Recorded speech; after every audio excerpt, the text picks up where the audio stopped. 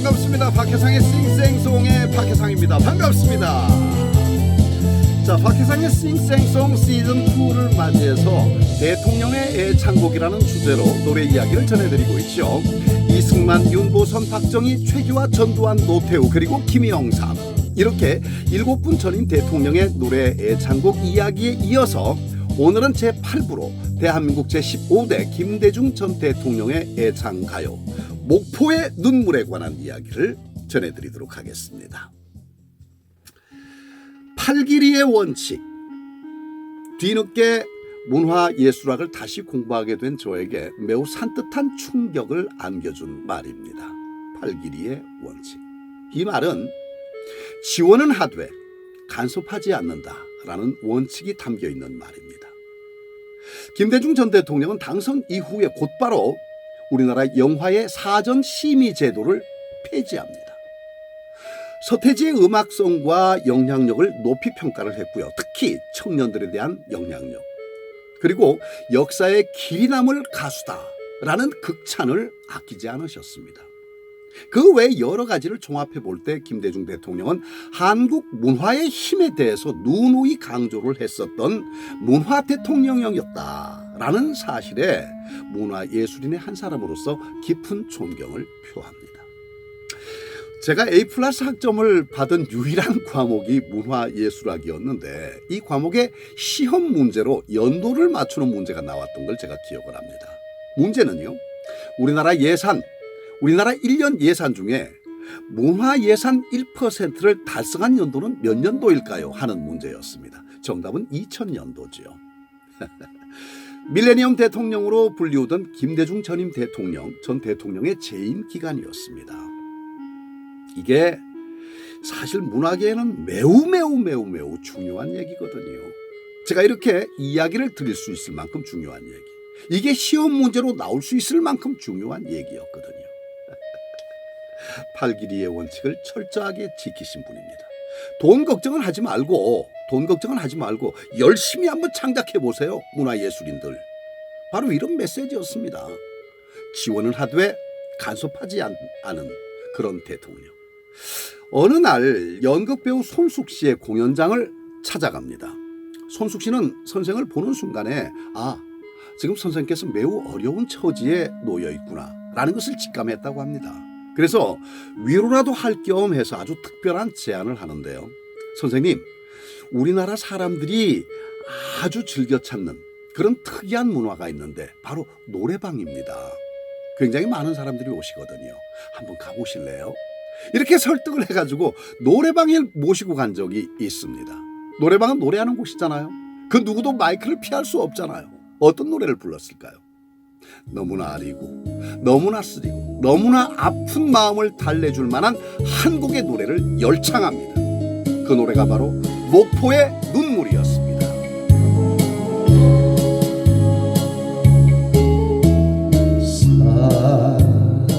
사공에 된 노래 가물거리며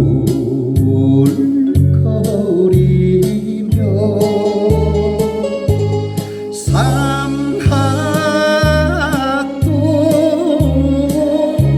파도 깊이 스며드는데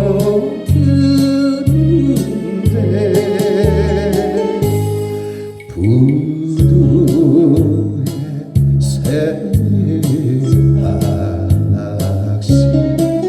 아웅서진 옷자라 이별의 눈물이야 목포에서.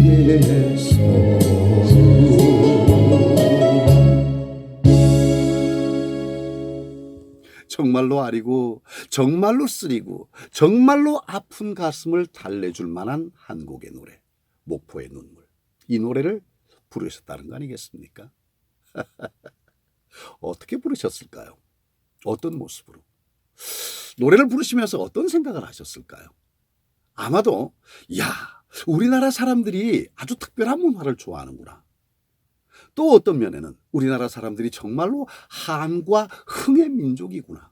아마 이런 생각을 하시지 않으셨을까 생각이 됩니다. 왜? 정말로 우리가 인정할 수 있는 문화 대통령이시기 때문에 충분히 우리 국민들의 그런 마음과 그런 정서를 거기서 다시 한번 느꼈을 거라는 그런 생각을 감히 하게 되네요. 제 느낌으로. 네. 자, 박혜상의 싱생송 오늘의 노래는요. 김대중 전 대통령의 애창가요. 목포의 눈물에 관한 이야기 지금 전해드리고 있습니다. 무척 궁금합니다. 어떤 모습으로 노래를 하셨는지. 노래하시는 동영상이 있는 것도 아니거든요. 응? 근데 손숙 선생께서는 어떻게 평하시는가 하면 잘하시지도 못하시지도 않는 그냥 그 평범한 그런 솜씨였다라고 나중에 평을 했습니다. 근데 연극인 손숙 씨 하면 어떤 분입니까? 우리나라 연극계의 원로로서 정말 최고봉에 계시는 몇 분 중에 한 분 아니겠습니까?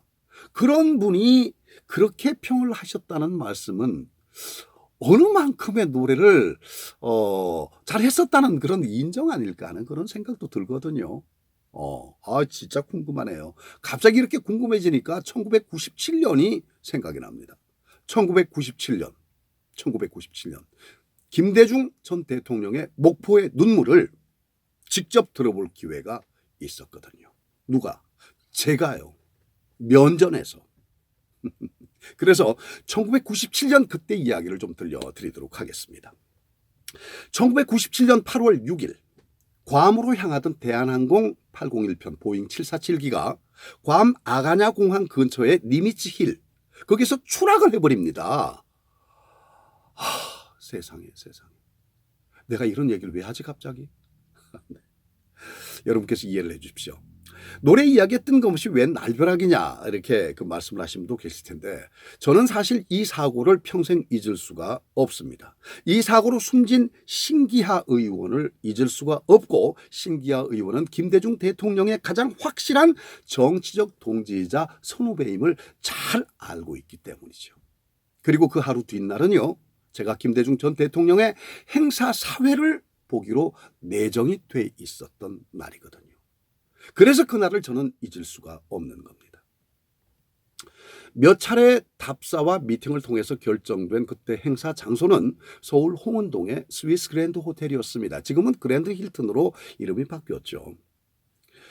호텔에서도 그 상황을 면밀하게 검토를 하고 있지만 아직까지는 행사 취소나 연기에 관한 그런 말씀은 없으셨습니다. 사회자 선생님, 예정대로 스탠바이 해 주십시오. 라는 전갈이 저에게 왔었습니다.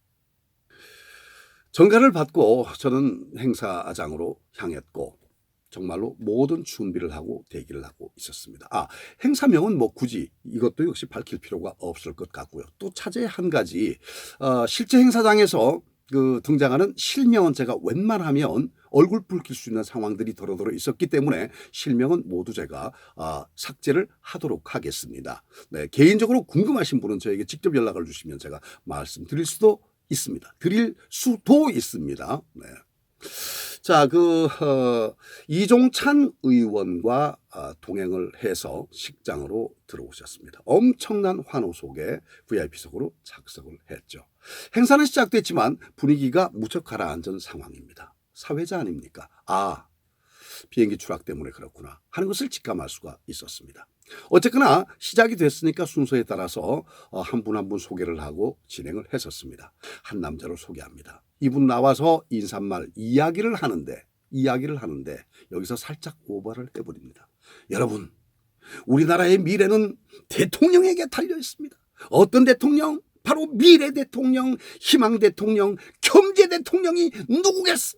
하는데 갑자기 VIP석에서 김대중 당시 이사장이셨을 거예요. 벌떡 옆에 계신 분이 일어납니다. 그랬더니 마이크를 휙 닫고 채는 거예요.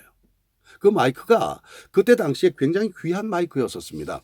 이렇게 선이 달려있는 마이크를 유선 마이크라고 그러잖아요. 선이 없는, 그러니까 와이어리스 마이크입니다. 그게 나온 지가 불과 얼마 되지 않았던 시점이었거든요. 그래서 그 최고의 특급 호텔에서 비치를 해놓고 사용하는 그런 아마 최고의 시스템이 등장이 됐을 거예요. 그 마이크를 휙 닫고 채는 겁니다. 다음에 나올 말이 뭔 말인지 정확히 지금 딱 나오잖아요. 그걸 직감을 하고 계셨던 분인 거예요. 그분이.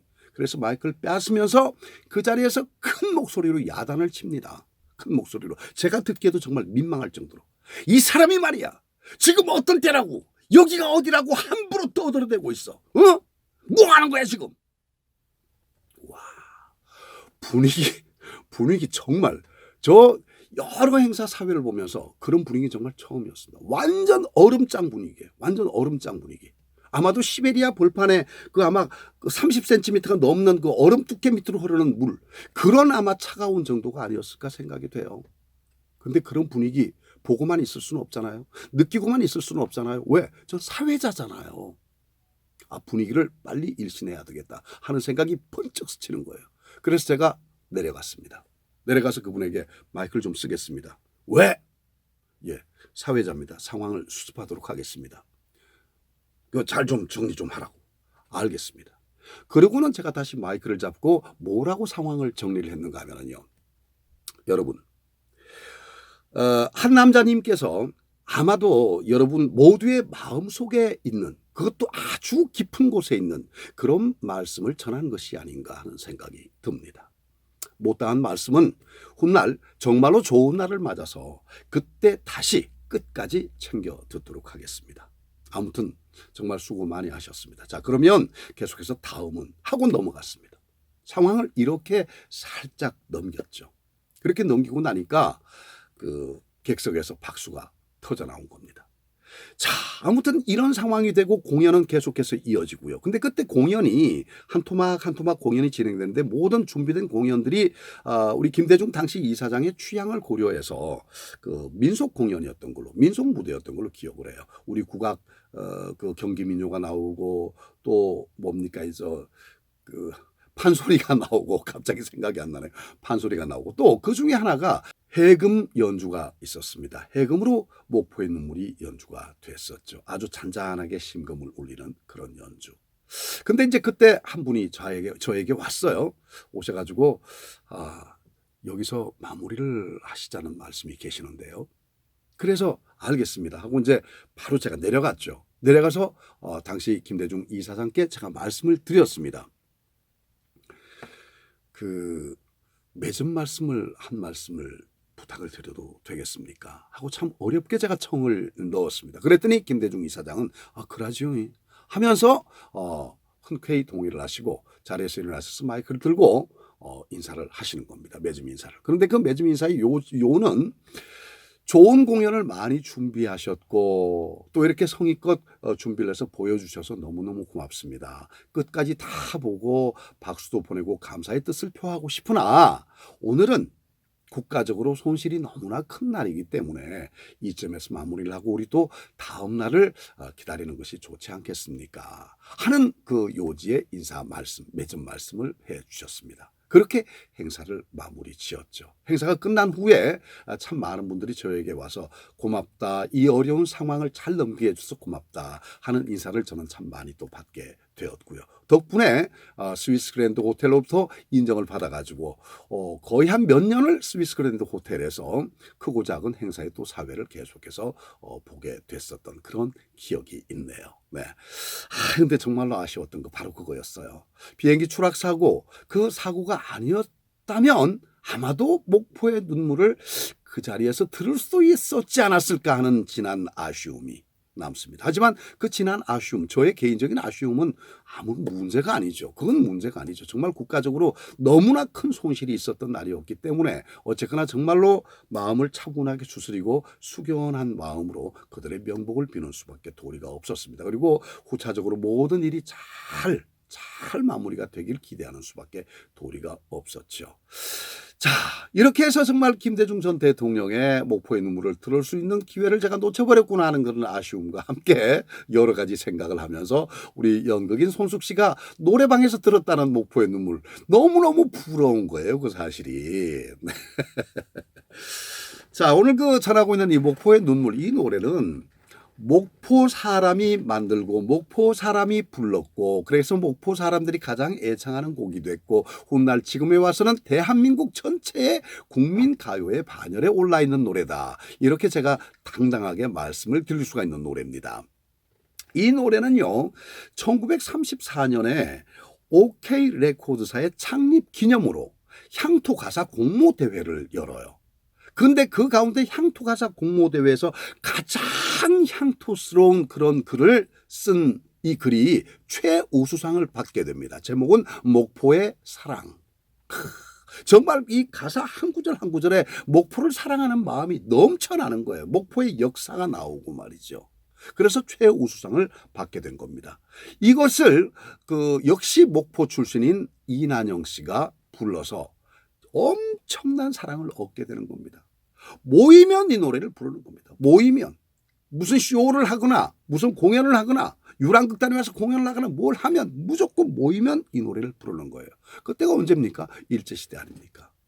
일제의 그 잔혹한 그 서슬퍼른 그런 마당에서도 모이면 목포의 눈물을 노래하는 거예요. 일본 사람들 깜짝 놀랐죠. 일경들이. 아니 저것이 무슨 노래입니까? 왜 조선 사람들이 모이면 저 노래를 부릅니까? 겁이 나는 거예요. 왜? 모이면 힘이 되잖아요. 그러니까 저 노래를 어떻게든 그냥 빨리 금지를 시키고 아웃을 시켜서 이 노래를 이 조선 사람들한테 뺏어버려야 되는데 그런 생각에 이 노래의 가사를 말 그대로 분석이 아니라 얘네들은 분해를 하기 시작합니다. 그래서 그래 이 노래였구나. 그리고는 이 글을 쓴 문일석 씨를 체포를 해옵니다. 조사를 하는 거예요. 취조를 하는 거예요. 취조를 하는데 거기서 어떤 이야기를 하는가 하면은요. 정말 불운한 노래야 이 노래. 이 노래는 정말로 불운한 노래야. 하면서 한 이야기가 뭔가 하면 2절 가사를 보면 이렇게 나옵니다. 300년 원한 품은 노적봉 밑에 이렇게 시작이 되거든요. 300년 원한을 품어 300년 임진왜란을 얘기하는 거잖아. 임진왜란을 얘기하는 거잖아.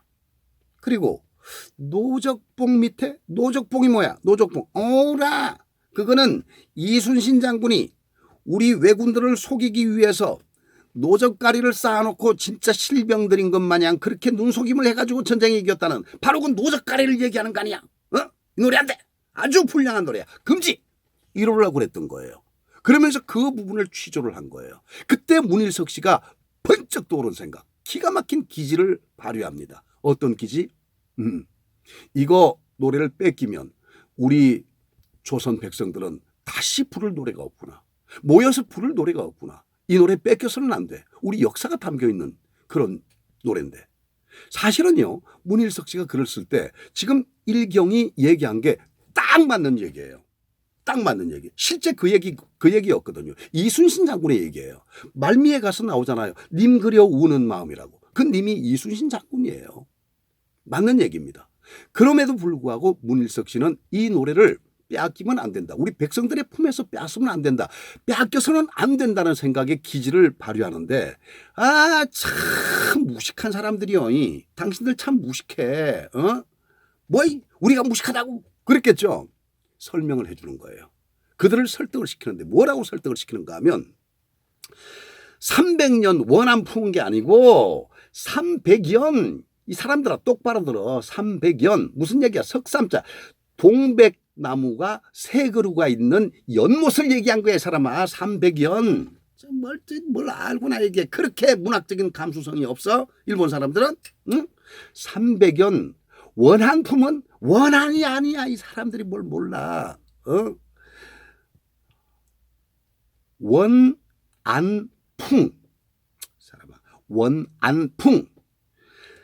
원안풍 무슨 얘기냐? 거기서 불어오는 바람을 얘기하는 거야. 다시 말해서 세 그루 동백나무가 심겨져 있는 그런 연못에서 불어오는 바람. 300연 원안풍. 사람이 참 그렇게 무식해. 이 일경들이. 이 사람아.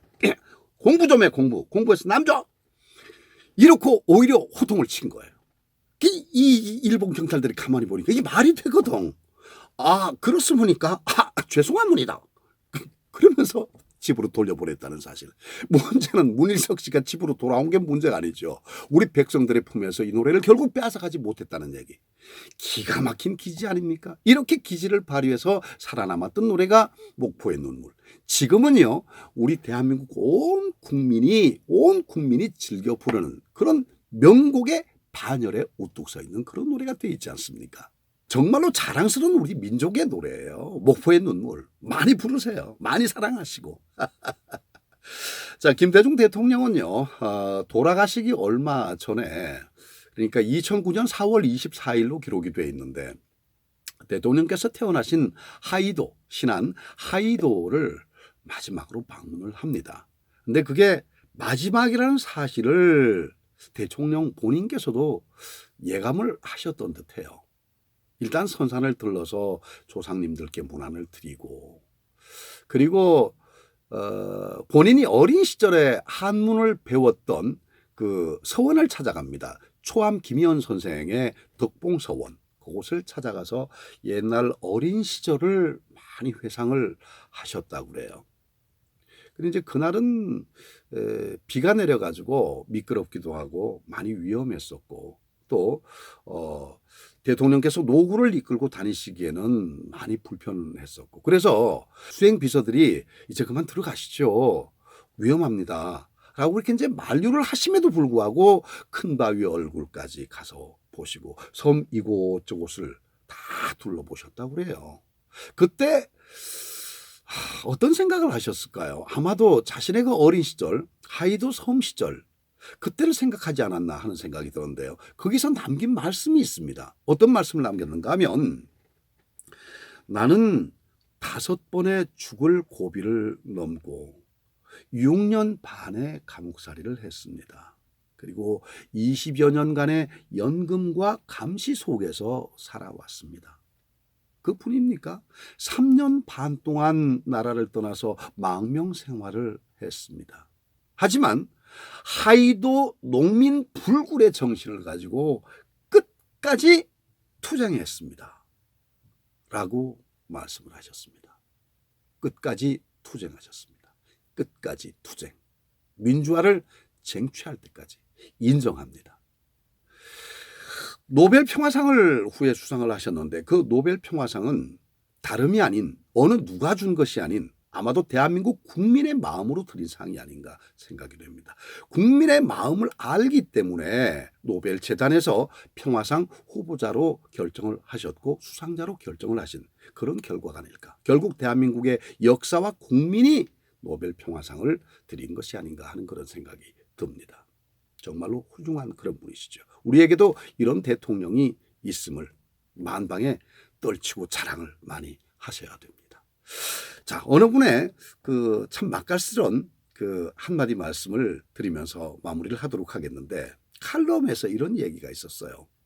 김영삼 대통령과 김대중 전 대통령, 이 두 분의 리더십을 평가해 놓은 그 칼럼에서 인용을 하면, 김영삼 전 대통령은 찬스에 강한 분이어서 단거리 스프린트, 단거리 선수와 같다. 그런 반면에 김대중 전 대통령은 아주 꾸준하게 아주 진득한 면을 가진 그런 마라토너와 같다라는 그런 그 상대적으로 비교가 되는 그런 칼럼. 정말 딱 보는 순간에 인상 깊었고, 정말로 그분들의 인생 역정을 단 한 줄로 표현을 한 것이 아닌가 하는 생각이 들었습니다. 여러분 생각은 어떻습니까? 자, 박혜상의 싱생송, 대통령의 애창곡. 오늘은 대한민국 제15대 김대중 전 대통령께서 평소 파이프 담배를 입에 물고 부르셨다는 그 노래, 바로 목포의 눈물 이야기였습니다. 여러분 잘 들으셨습니까? 어땠습니까? 김대중 대통령 생각 많이 나시죠? 네, 그리운 마음 충분히 압니다. 좋아요, 구독 많이 눌러주시고요. 힘을 팍팍 주시기 바랍니다. 마무리하겠습니다. 감사합니다.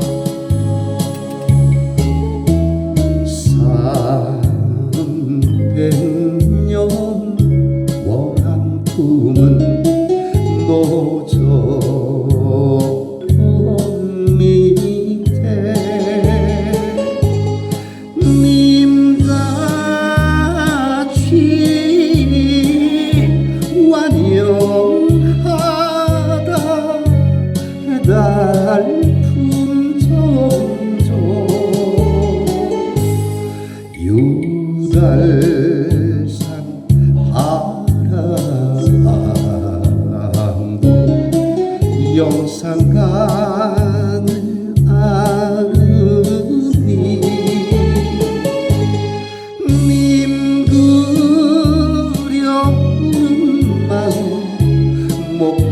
네.